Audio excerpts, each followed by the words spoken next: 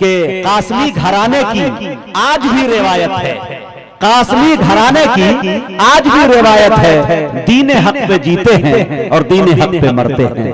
ماشاءاللہ آج ایک قاسمی صدارت کر رہے ہیں اور ان کی سرپرستی اور صدارت میں انشاءاللہ آج کا یہ جلسہ اور مشاعرہ انشاءاللہ کامیاب ہوگا۔ مائک پر مولانا محمد واصف صاحب دامت برکاتہ۔ حامدا و مصلیا اما بعد، اعوذ باللہ من الشیطان الرجیم، بسم اللہ الرحمن الرحیم۔ لقد كان لكم في رسول الله أسوة حسنة، وقال الله تبارك وتعالى إنا نحن نزلنا الذكر وإنا له لحافظون، صدق اللہ العظیم۔ ہر مسرت بھی وہی، غم بھی وہی دیتا ہے، کیا بات ہے، بے شک۔ ہر مسرت بھی وہی، غم بھی وہی دیتا ہے، دھوپ اور چھاؤں کے موسم بھی وہی دیتا ہے، بے شک۔ اور زخم لگتے ہی نہیں اس کی اجازت کے بغیر، پھر زخموں کو مرہم بھی وہی دیتا ہے۔ حاضرین مجلس، معزز و معقر علماء کرام، آج نوادہ کی سرزمین میں اصلاح معاشرہ کے عنوان سے یہ پروگرام منعقد کیا گیا۔ میں بہت مختصر وقت آپ کا لوں گا اور بہت مختصر وقت میں اپنی بات مکمل کروں گا۔ آپ تمامی حضرات اس بات کو جانتے ہیں اور دنیا کا ہر شخص یہ بات جانتا ہے کہ دنیا میں اللہ تبارک و تعالیٰ نے ہمیں پیدا کیا اور پیدا کرنے کے بعد اللہ تبارک و تعالیٰ نے ہمیں ایک مقصد بتایا کہ تمہاری پیدائش کا مقصد کیا ہے۔ لوگوں یہ بات جان لیجئے اور ہر شخص اس بات سے انکار نہیں کر سکتا کہ دنیا میں انسان آتا ہے اور آنے میں اس کی کوئی مرضی اور اس کا کوئی اختیار نہیں چلتا، کیونکہ اللہ کی مرضی سے آتا ہے اور اللہ کی مرضی سے اور اسی کے اختیار سے دنیا میں آتا ہے۔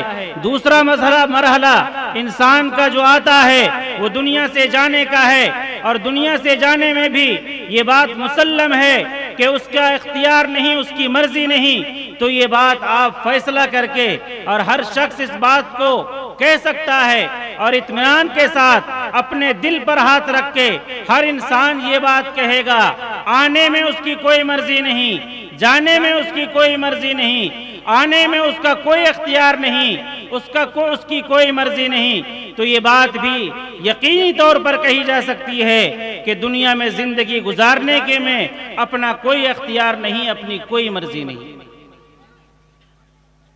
اللہ کے نبی صلی اللہ علیہ وسلم کی زندگی ہمارے لیے نمونہ، وہ ذات جناب محمد رسول اللہ صلی اللہ علیہ وسلم کی ذات وہ ہے جن کے خاندان کو اللہ تبارک و تعالیٰ نے بڑا مہذب محترم بنایا۔ اللہ تبارک و تعالیٰ نے جناب محمد رسول اللہ صلی اللہ علیہ وسلم کے والد محترم حضرت عبداللہ کے نکاح کا مسئلہ آتا ہے۔ حضرت عبداللہ کے نکاح کے لیے حضرت عبدالمطلب چلتے ہیں، راستے میں چلتے چلتے ایک جگہ پڑتی ہے، حضرت عبدالمطلب کو پیاس لگتی ہے۔ حضرت عبدالمطلب حضرت عبداللہ سے کہتے ہیں، اے عبداللہ جاؤ پانی تلاش کر کے لاؤ۔ حضرت عبداللہ پانی تلاش کرنے کے لیے جاتے ہیں، اس جنگل میں بہت دور نکل جاتے ہیں، جاتے جاتے ایک جھوپڑی نظر آتی ہے، پانی کا ایک مٹکا نظر آتا ہے اور ایک حسین و جمیل خوبصورت عورت ہے۔ حضرت عبداللہ وہاں جاتے ہیں اور اس عورت سے پانی طلب کرتے ہیں۔ یاد رکھیے جب وہ پانی طلب کرتے ہیں تو وہ عورت ایک شرط لگا دیتی ہے حضرت عبداللہ کو پانی دینے کے لیے۔ آپ سوچئے اس جنگل میں جہاں چڑیا پر نہیں مار سکتی، اس جنگل میں وہ ایک جوان حسین و جمیل عورت حضرت عبداللہ سے کیا شرط لگائی ہوگی؟ ایسی شرط لگاتی ہے کہ حضرت عبداللہ پانی لینے سے انکار کر دیتے ہیں، چلے جاتے ہیں۔ اللہ کا فیصلہ ہو چکا ہوتا ہے، حضرت عبداللہ کا نکاح حضرت آمنہ سے ہوتا ہے، پھر واپسی ہوتی ہے۔ اسی جگہ پہ حضرت عبداللہ عبدالمطلب کو پیاس لگتی ہے، حضرت عبداللہ سے کہتے ہیں، اے عبداللہ پانی تلاش کر کے لاؤ۔ حضرت عبداللہ جاتے ہیں، اسی جگہ پہ پہنچتے ہیں اور پھر پانی طلب کرتے ہیں۔ وہ عورت بغیر کسی شرط کے پانی دے دیتی ہے۔ یاد رکھیے حضرت عبداللہ کو بڑا تعجب ہوتا ہے کہ مجھے یاد آتا ہے یہی وہ پانی کا مٹکا ہے، یہی وہ عورت ہے اور یہی وہ جھوپڑی ہے کہ جب میں پہلی مرتبہ پانی طلب کیا تو اس نے شرط لگا دی، اور جب میں دوسری مرتبہ پانی مانگ رہا ہوں تو بغیر کسی شرط کے یہ عورت پانی دے رہی ہے۔ حضرت عبداللہ پوچھتے ہیں کہ اے جوان عورت، تو بتا آخر بات کیا ہے؟ جب میں پہلی مرتبہ پانی مانگا تو نے شرط لگا دی، جب دوسری مرتبہ میں نے پانی مانگا تو بغیر کسی شرط کے پانی دے دیتی ہے۔ وہ عورت کہتی ہے اے جوان، میں کوئی فاحشہ اور زانیہ عورت نہیں ہوں، میں اللہ کے ایک ولیہ ہوں، اللہ کی ایک نیک عورت ہوں۔ میں نے جب تمہیں پہلی مرتبہ دیکھا تھا تو میں نے تیری پیشانی کو پڑھ لیا تھا، تیری پیشانی پر وہ مہر نبوت چمک رہا تھا، لیکن تو جب لوٹ کر آیا ہے وہ کہیں اور منتقل ہو چکا ہے۔ حضرت عبداللہ کا نکاح حضرت آمنہ سے ہو جاتا ہے۔ وقت کم ہے، جناب محمد الرسول اللہ صلی اللہ علیہ وسلم نے حضرات صحابہ کو جو تعلیم دی اور حضرات صحابہ کو جو تربیت تھی، آپ یاد رکھیے وہ جنگ کا میدان ہے، میدان جنگ ہے، حضرات صحابہ جنگ لڑ رہے ہیں، لڑتے لڑتے ایک شخص، ایک صحابی اللہ کے نبی کے پاس آتے ہیں، اے اللہ کے پیغمبر، میرا چچا زاد بھائی جنگ کے میدان میں گیا ہوا تھا، پتہ نہیں چل رہا ہے وہ کس حالت میں ہے، زخمی پڑا ہوا ہے یا کون سی حالت میں ہے، اے اللہ کے پیغمبر مجھے اجازت دیجیے میں پانی کا کٹورا اٹھاتا ہوں۔ وہ صحابی پانی کا کٹورا اٹھاتے ہیں اور جنگ کے میدان میں جاتے ہیں اور دیکھتے ہیں اس کا چچا زاد بھائی وہ زخمی پڑا ہوا ہے۔ اس نے اس کٹورے کو، اس پانی کے کٹورے کو اپنے چچا زاد بھائی کے منہ کے قریب لے گیا۔ دیکھا دوسرا شخص بغل میں ایک صحابی جو زخمی پڑا ہوا تھا، وہ صحابی جس کے منہ کے قریب کٹورا تھا، اس نے اپنا برتن ہٹایا، اپنے منہ سے اس برتن کو ہٹایا اور اشارہ کیا اس دوسرے صحابی کو پانی پلاؤ۔ وہ دوسرا صحابی جب تیسرے کی زبان سے پانی کا لفظ نکلتا ہے تو وہ شخص بھی اپنے منہ سے برتن ہٹاتا ہے اور اشارہ کرتا ہے اس صحابی کو پانی پلاؤ۔ یاد رکھیے جب وہ کہتے ہیں کہ جب میں تیسرے صحابی کے پاس گیا تو وہ اللہ اس کی روح کو قبض کر چکے تھے، میں تڑپ کر دوسرے کے پاس آیا، وہ بھی اللہ کا پیارا ہو چکا تھا، اور جب میں اپنے چچا زاد بھائی کے پاس آیا تو اللہ نے اس کی بھی روح پرواز کر چکی تھی۔ یاد رکھیے صحابہ نے اللہ کے نبی سے جو تعلیم سیکھی وہ یہ سیکھی کہ پیاس سے اپنا دم صحابہ کرام توڑ سکتے ہیں لیکن اپنے بھائی کو پیاسا مرتے ہوئے نہیں دیکھ سکتے۔ آج ہمارا حال یہ ہے اور ہمارے معاشرے کا حال یہ ہے کہ انسان آج مسلمان جتنا اپنا دکھ سے پریشان نہیں ہے، دوسرے کے سکھ سے پریشان ہے کہ وہ اتنی اچھی زندگی کیسے گزار رہا ہے۔ اللہ تبارک و تعالی نے ہمارے نبی کے طریقے کو اور جناب محمد الرسول اللہ صلی اللہ علیہ وسلم کو ایک معجزے کے طور پر ایک کتاب دی، قرآن کریم۔ وہ قرآن کریم جن کے ابھی جناب اشفاق بہرائچوی صاحب نے قرآن کریم کے متعلق اشعار پڑھ رہے تھے، وہ قرآن اللہ تبارک و تعالی نے لوح محفوظ سے آسمان دنیا پر اور آسمان دنیا سے جناب محمد الرسول اللہ صلی اللہ علیہ وسلم کے قلب اطہر پر وقتاً فوقتاً جیسی ضرورت پڑتی رہی وہ قرآن کریم نازل ہوتا رہا۔ وہ قرآن جو ہمیں ہمارے لیے ہدایت کا فیصلہ کرتے ہوئے آیا تھا اور ہدایت کا اعلان کرتے ہوئے آیا تھا، آج ہمارے پاس وقت اتنا نہیں ہے کہ ہم اس قرآن کریم کو پڑھیں، ہمارے پاس اتنا وقت ضرور ہے کہ ہم ہوٹلوں میں بیٹھ کر ہندی اخبار کا 14 صفحہ اخبار پڑھ سکتے ہیں۔ اللہ کے اس کلام کو پڑھنے کا ہمارے پاس وقت نہیں ہے۔ آج ہمارے ساتھ حالات جو ہیں اور ہمارے ساتھ جو حالات ہمارے ساتھ چل رہے ہیں یہ ہمارے اعمال کا اور ہمارے اعمال کے تمام نتائج ہیں۔ یاد رکھیے وہ قرآن کریم جسے اللہ تبارک و تعالی نے جناب محمد الرسول اللہ صلی اللہ علیہ وسلم کو معجزے کے طور پر دیا تھا، وہ قرآن کل بھی معجزہ تھا، آج بھی معجزہ ہے اور قیامت تک قرآن کریم معجزے کے طور پر رہنے والی کتاب ہے۔ قرآن کریم کو معجزے کے طور پر اللہ تبارک و تعالیٰ نے جناب محمد رسول اللہ صلی اللہ علیہ وسلم کو عطا فرمایا۔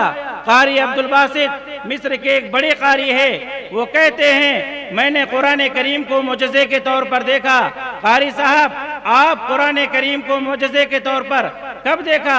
وہ کہتے ہیں کہ مصر کا صدر انور سادات تھا، وہ روس گئے ہوئے تھے۔ روس میں ایک کتاب چلتی تھی، آئیڈیل کی کتاب، جس کے مطابق وہ اپنے ملک میں جا کر اس کتاب کے مطابق اپنے ملک میں قانون نافذ کرتے تھے اور لوگ اس کے مطابق عمل کیا کرتے تھے۔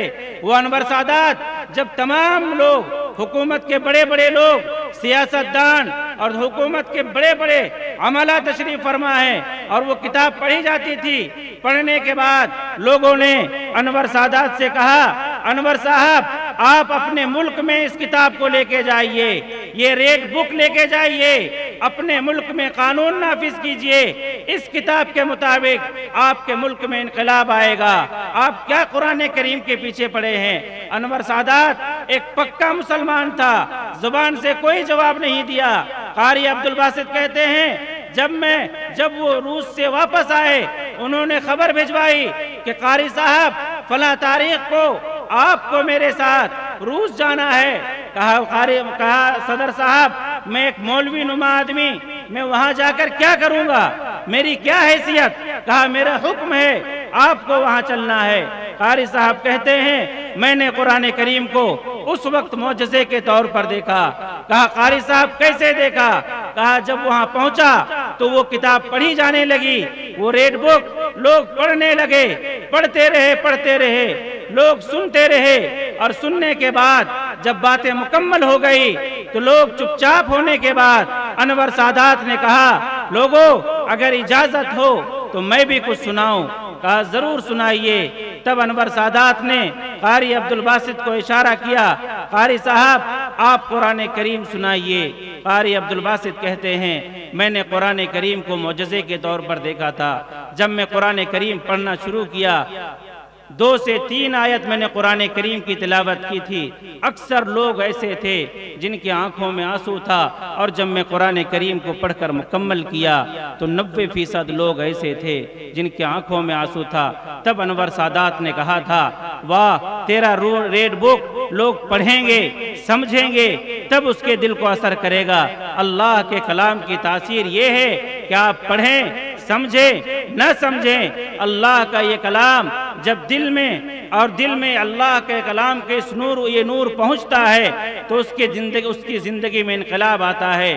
ہمارے لیے ضروری ہے اپنے بچوں کی تربیت، اپنے بچوں کی ظاہری تربیت، باطنی تربیت، ہر اعتبار سے اپنی تربیت دیں۔ صحابہ نے تربیت دی، کس طور پر؟ ایک صحابی رسول ہیں، اس بات کو کہہ کر میں اپنی بات ختم کروں گا۔ ایک صحابی رسول ہیں، اللہ کے نبی کے ساتھ ہر نماز ادا کرتے ہیں، فجر کی نماز کے بعد، نماز پڑھنے کے بعد اللہ کے نبی سلام پھیرتے ہیں، وہ صحابی واپس دوڑتا ہوا اپنے گھر کے طرف جاتا ہے۔ 1 دن کا معاملہ ہے، 2 دن کا معاملہ ہے، تیسرے دن کا جب معاملہ ہوا صحابہ نے اللہ کے نبی کے دربار میں شکایت درج کیا، اے اللہ کے پیغمبر وہ شخص نماز میں ضرور شریک ہوتا ہے لیکن جب آپ سلام پھیرتے ہیں وہ دعا میں شریک نہیں ہوتا، اے اللہ کے پیغمبر معاملہ کیا ہے؟ اللہ کے نبی نے فرمایا فجر کی نماز میں اس سے میری ملاقات کرواؤ۔ وہ صحابی کہتے ہیں جب وہ صحابی فجر کی نماز کے بعد اللہ کے نبی سلام پھیرے، وہ صحابی کھڑے ہوئے، اللہ کے پیغمبر نے بلایا کہ ادھر آؤ، تم میری نماز میں شریک ہوتے ہو، میری دعاؤں پر بھروسہ نہیں ہے، میں دعا کرتا ہوں، یا تو میرے ساتھ کوئی معاملہ ہے یا تم میرے دعا میں شریک کس طور پر نہیں ہوتے ہو۔ لوگوں اللہ کے نبی کا کہنا تھا، اللہ کے نبی صلی اللہ علیہ وسلم نے جب اس صحابی سے پوچھا، اس صحابی کی آنکھوں میں آنسو جاری ہو گیا، اے اللہ کے پیغمبر میں ایک ایسا شخص ہوں، ایک مزدور آدمی ہوں، دن بھر کماتا ہوں، اپنے بچوں کو کھلاتا ہوں، میرے بچوں کا حال یہ ہے کہ اکثر راتیں ایسی گزرتی ہے میرے بچے کھا کر نہیں سوتے ہیں، اے اللہ کے پیغمبر میرے گھر کے بغل میں ایک یہودی کا مکان ہے، اس یہودی کے آنگن میں ایک کھجور کا درخت ہے، اس کھجور کی کچھ ڈالیاں میرے آنگن کے طرف ہے۔ اے اللہ کے پیغمبر میری جان آپ پر قربان، میرے ماں باپ آپ پر قربان۔ اے اللہ کے پیغمبر میں چاہتا ہوں کہ دن بھر میری نگاہیں آپ کو دیکھتی رہے۔ اے اللہ کے نبی میرے ساتھ مجبوری یہ ہے کہ بچے رات کو بھوکے سو جاتے ہیں، میں دوڑتا ہوا اس لیے جاتا ہوں، مجھے میری خواہش تو یہ ہے میں آپ کی ہر دعا کیا، آپ کے ہر عمل کو دیکھوں، آپ کے ہر فعل کو دیکھوں، لیکن جاتا اس لیے ہوں کہ وہ کھجور کی ٹہنیاں جو میرے آنگن کے طرف آئی ہوئی ہے اس میں کھجور پکے ہوئے ہیں، وہ کھجور کی گٹلیاں میرے آنگن میں گر جاتے ہیں۔ میں صبح سویرے اس لیے جاتا ہوں، میرے بچے بھوکے سوئے ہوئے ہیں، صبح سویرے وہ بچہ اٹھے گا بھوک کی وجہ سے وہ اس بات کی تمیز نہیں کر پائے گا یہ کھجور کس شخص کا ہے، وہ کھجور اٹھا کے کھا لے گا۔ اے اللہ کے پیغمبر اگر وہ کھجور اٹھا کے کھا لیا اور وہ حرام لقمہ اس کے پیٹ میں چلا گیا تو اللہ کے دربار میں کیا حاضری دوں گا؟ اللہ تو سب سے سوال کرے گا۔ اے اللہ کے پیغمبر میں اس لیے دوڑا ہوا جاتا ہوں تاکہ وہ کھجور جو ہمارے آنگن میں گر جاتے ہیں میں اسے اٹھا کر اس کے صحن میں ڈال دوں۔ لوگوں اللہ کے نبی صلی اللہ علیہ وسلم نے صحابہ کو جس چیز کی تعلیم دی، جیسی تربیت دی، اور اللہ کے نبی کی درسگاہ میں بیٹھ کر صحابہ نے جو چیزیں حاصل کی وہ چیزیں تابعین، تبع تابعین اور سینہ بسینہ وہ طریقے، وہ سلیقے، وہ تربیت، وہ تعلیم، وہ سارے طریقے ہم تک پہنچے صرف اس وجہ سے کہ ہمارا طریقہ جناب محمد الرسول اللہ صلی اللہ علیہ وسلم سے مل جائے، کیونکہ ہر چیز کی ایک پہچان ہوا کرتی ہے۔ شیر کا بچہ دکھتا ہے کہ وہ شیر کا بچہ ہے، مسلمان کا بچہ بھی دکھنا چاہیے یہ مسلمان کا بچہ ہے۔ جب وہ چلے تو لوگ گواہی اس بات کی دے کہ یہ وہ شخص ہے جو محمد کا دیوانہ ہے، یہ وہ شخص ہے جس کا تعلق قرآن کریم سے ہے، یہ وہ شخص ہے کہ جب صحابہ کی تعلیم انہوں نے پڑھی اور چلتے چلتے اس کے قدم اٹھے تو قدم بھی اس چیز کو اس طریقے سے اٹھے کہ کہنے والا کہے کہ نبی کا دیوانہ ہے۔ زبان سے کہنا آسان ہے، عمل کرنا مشکل ہے۔ زبان بہت آسان چیز ہے، وہ زبان جس پر دنیا میں فخر کیا جاتا ہے، وہ زبان جس میں دنیا میں قیچی کی طرح چلتی ہے، اللہ کے دربار میں حاضری ہوگی وہ زبان کو اللہ تعالیٰ بند کر دے گا۔ ہاتھ گواہی دینا شروع کر دیں گے، آپ کے قدم گواہی دیں گے۔ آپ اس نبی کی امت ہیں جس نبی کی امتی ہونے کے لیے انبیاء کرام نے بھی آرزو کی ہے۔ آپ اس نبی کی امت ہیں جس نبی نے جاتے جاتے بھی حسن حسین کا سوال نہیں کیا، فاطمہ کا سوال نہیں کیا، علی کا سوال نہیں کیا، خاندان کا سوال نہیں کیا۔ اس نبی نے جب بھی سوال کیا اے اللہ میری امت کا حال کیا ہوگا، آپ دیکھ لیجئے گا میدان محشر قائم ہوگا، ایک آواز آئے گی، تمام لوگ اپنی اپنی فکر کریں گے، تمام لوگ کہیں گے یا ربی نفسی نفسی، اے اللہ میری جان میری جان۔ اس نفسی نفسی کے عالم میں ایک آواز آئے گی یا ربی امتی امتی۔ آپ کی نظر جب اٹھے گی اور اس ذات پر پڑے گی تو آپ کو اندازہ ہوگا، اس نبی کو دیکھ لینا کانپتے ہوئے ہاتھوں کے ساتھ اور لرزتے قدموں کے ساتھ اور بہتے آنسوؤں کے ساتھ اللہ کے دربار میں صرف یہ کہتے ہوئے اے اللہ میری امت، اے اللہ میری امت۔ آپ اس نبی کی امت ہیں۔ آپ اللہ تبارک و تعالی دعا کریں کہ اللہ ہمیں کہنے سے زیادہ عمل کرنے کی توفیق عطا فرمائے، اور اللہ تبارک و تعالی ہماری زندگی جناب محمد الرسول اللہ صلی اللہ علیہ وسلم کی زندگی کے مطابق عمل کرنے کی توفیق عطا فرمائے۔ وما توفیق اللہ۔